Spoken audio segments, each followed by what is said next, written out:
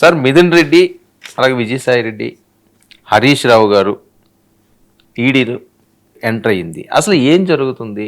తెలుగు రాష్ట్రాల్లో చాలా పెద్ద ఎత్తున జరుగుతున్న చర్చ ఇది. రకరకాల కారణాలు, రకరకాల పేర్లు, కానీ జరిగేది మటుకు ఒకటే.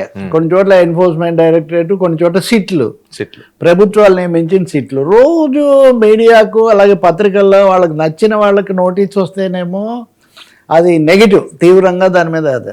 అటువైపు వస్తేనేమో అది ఏమీ నిలబడదు అన్నట్టుగా. ఇప్పుడు మీరు చూడండి, ముగ్గురు కీలక వ్యక్తులు. ఒకటి మిథున్ రెడ్డి ఎంపీ, వైసీపీ కీలక నాయకుడు, పెద్దిరెడ్డి రామచంద్రారెడ్డి కుమారుడు.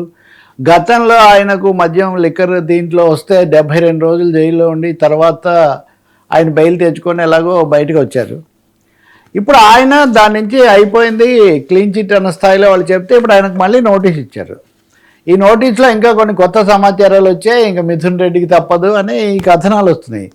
మిథున్ రెడ్డికి ఇది వస్తూ ఉంటే చివరెడ్డి భాస్కర్ రెడ్డి కుమారుడు మోహిత్ రెడ్డికి మటుకు ఉపశమనం లభిస్తుంది. మీరు సాగదీస్తే కేసు ఇలా సాగదీస్తూ ఉంటే దానికి ఆయన ఎలా శిక్షిస్తారు, కాబట్టి ఆయనకు నిరవధికంగా ఆయనకు మేము బెయిల్ ఇస్తున్నాము అన్న పద్ధతిలో న్యాయస్థానం చెవిరెడ్డి మోహిత్ రెడ్డికి అది ఇచ్చారు. ఇంకో వైపు చూస్తే విజయసాయి రెడ్డి చాలా ఇంట్రెస్టింగ్ అండ్ టర్నింగ్ ట్విస్ట్లు టర్న్లు చాలా ఎక్కువగా ఉన్న క్యారెక్టర్. విజయసాయి రెడ్డి మొదట్లోనే ఇది మా ఇంట్లోనే జరిగింది, మా ఇంట్లోనే వీళ్ళందరూ మాట్లాడారు, ఆ రోజు ఇలా డబ్బు సర్దమంటే కూడా సర్దుబాటు చేశాను అని ఇవన్నీ చెప్పారు ఆయన. వాస్తవంగా ఎవరు అతన్ని చేసిన రోజు రాజ్ కసిరెడ్డి ఆ సమయంలో. అయితే అప్పుడు స్కామ్ అంటే స్కామ్ గురించి నన్ను ఏం అడగలేదు, స్కామ్ గురించి నాకేం తెలియదు అన్నారు. ఆయన తర్వాత మటుకు ఒకసారి పిలిచారు, ఇప్పుడు మళ్ళీ పిలిచారు.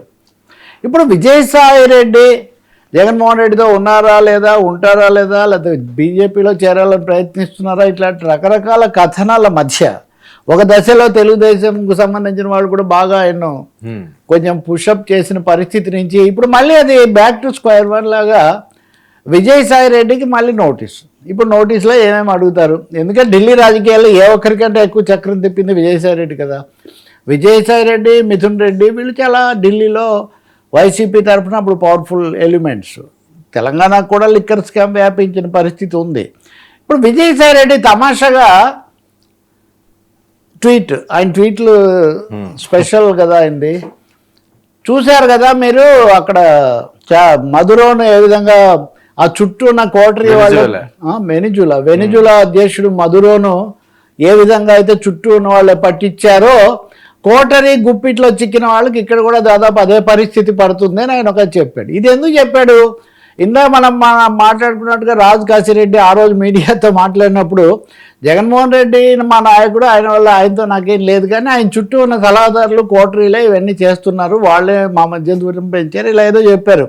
ఇప్పుడు మళ్ళీ తనకు నోటీస్ వచ్చిన సమయంలో ఆయన జగన్ రెడ్డిని హెచ్చరిస్తున్నారు. అంటే జగన్ రెడ్డికి దూరం అయ్యారా, లేకపోతే దగ్గర ఆలోచన లేదా, లేకపోతే కోటరీని మరింత బంధించాలనుకుంటున్నారా తెలియదు. కానీ ఈ ఈడీ ఇది మూడో కేసు మనం చర్చిస్తున్న వాటిలో. సో ఇది వచ్చేసరికి విజయసాయి రెడ్డి మనోగతం ఏంటి, అలాగే ఆయన రాజకీయ పథం ఏంటి అనే ఒక సందేహాలు కలుగుతాయి. ఇవన్నీ వెంటనే తెలుగుదేశం సర్కిల్స్ నుంచి వచ్చే చూస్తే వాళ్ళు చూశారు కదా, విజయసాయి రెడ్డి ఏదో క్లీన్ చిట్ అది ఇది అన్నారు, కాదు అసలు అన్నిటికీ అతనే ఒక మూలకారకుడు, కాబట్టి ఆయనకు వచ్చింది, ఇంకా ఈసారి తప్పించుకోలేరు. పైగా కేంద్రానికి బీజేపీకి విజయసాయి రెడ్డికి ఏమీ అంత సఖ్యత లేదన్న విషయం కూడా ఇక్కడ తేలిపోయిందని వాళ్ళు వెంటనే ఒక పెద్ద ప్రచారం.